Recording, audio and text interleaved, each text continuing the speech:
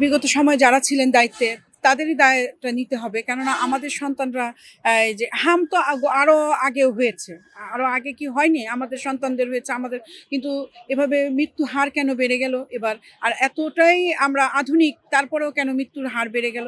আর যদি বলি যে বিগত সময়ে যে তত্ত্বাবধায়ক সরকারের সময় যিনি ছিলেন, তিনি এটার কেন ব্যবস্থা নেননি? আর তার ফলপ্রসূতেই কি আজকে এই ঘটনাটা ঘটছে?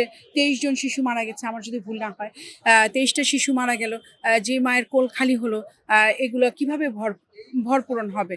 আর আমরা মোটেও চাচ্ছি না যে আমাদের সন্তানদের অকাল মৃত্যু, আমাদের সন্তানদের সুস্বাস্থ্য রক্ষার্থে বর্তমান সরকারের কাছে অকুল আবেদন যে তিনি গত সরকার কি করেছেন সেটা না দেখে তিনি যেন এখনই আশু ব্যবস্থা নেন।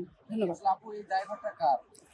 দায়ভারটা দায়ভারটা হ্যাঁ হ্যাঁ দায়ভারটা যিনি এটার দায়িত্বে ছিলেন, যিনি দায়িত্বে অবহেলা করেছেন, বর্তমান সরকার তো মাত্র 45 দিন না 50 দিন হলো, আমার মনে হয় 45 দিনই হয়েছে। তো যারা এর আগে দায়িত্বে ছিলেন তাদের অবশ্যই দায়ভার নিতে হবে, এর থেকে কেউ পরিত্রাণ পাবে না। কেননা সন্তান মৃত্যু এটা আমাদের কারোরই কাম্য না। যে কোল খালি হয়েছে সেই মা বুঝতে পারছেন যে তার সন্তানের এটার কোনো বিকল্প নাই। তাহলে আমি মনে করি যে এই যার এটার দায়িত্বে ছিলেন তাকেও এটার আওতায় আনতে হবে। হ্যাঁ, বোর্ড এক্সাম, সামনে এসএসসি পরীক্ষা, তারপর ইন্টার পরীক্ষা আসবে।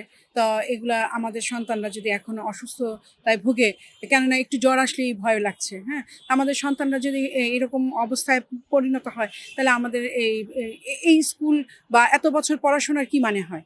আমরা চাচ্ছি যে বর্তমান সরকারের কাছে অনুরোধ যে তিনি যেন অতি দ্রুত ব্যবস্থা নেন এবং এটার যার দায়িত্বে অবহেলার কারণে হয়েছে তাদেরও ব্যবস্থা নেওয়া হোক।